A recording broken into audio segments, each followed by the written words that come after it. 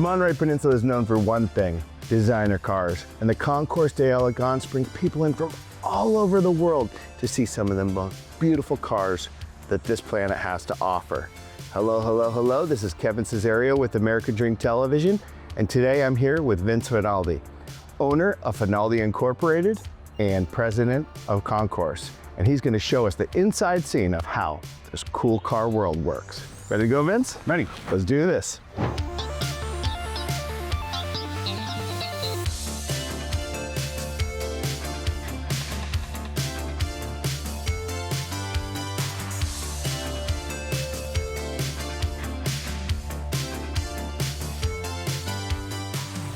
So Vince, are all of these cars solicited by you? Like, do you help find them? And we help to find all of them, yeah. So some are our cars that we're doing, and some are customer cars. You know, for example, this is one of my cars here. Okay.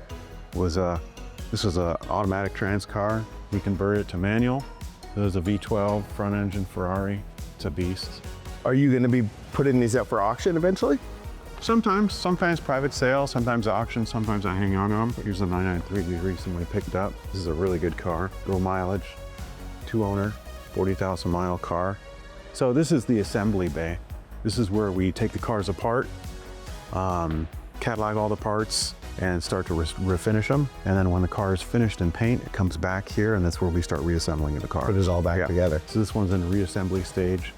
This one is a Countach we're working on here. Yeah, so this is fully repainted. This is absolutely beautiful. This is originally a white car. So how much design input do you actually have on the refinishing? Do you choose paint colors, interior colors, Yeah. for that as well? Yeah, so we chose, the client wanted to go to purple, so we chose a factory period correct purple color for this one.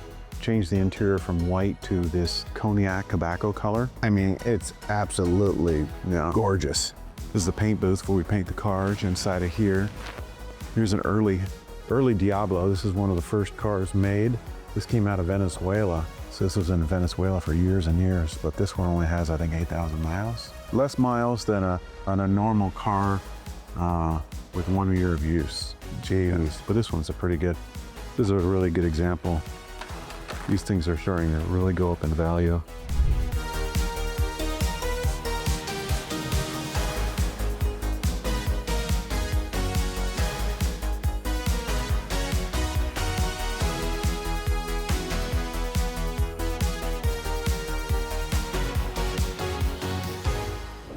So Vince, Finaldi Incorporated, tell me what it is you guys do top to bottom.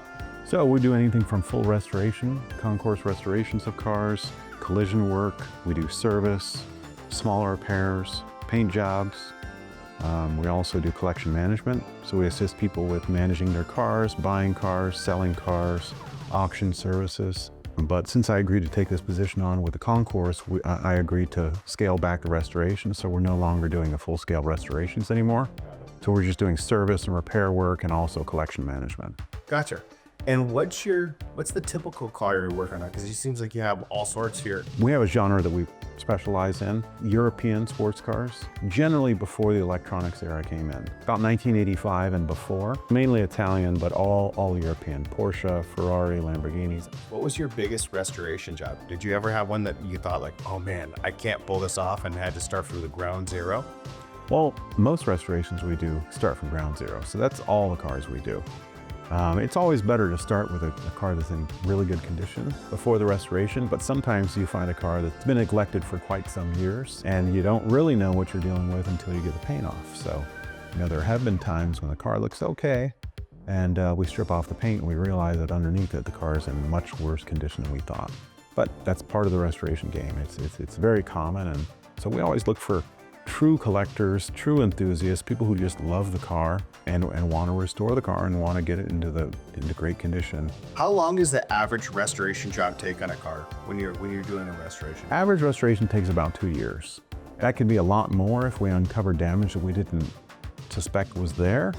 And it can also be much longer if we have difficulty finding parts, because these cars are old and parts are very scarce. So sometimes it's really difficult to find some parts, and that can hold up a job for quite a while. These cars are made in Europe, so if you want to find the parts, sometimes you have to go back to Europe and you have to talk to collectors and people who have shops and people who have these cars to sometimes find the parts.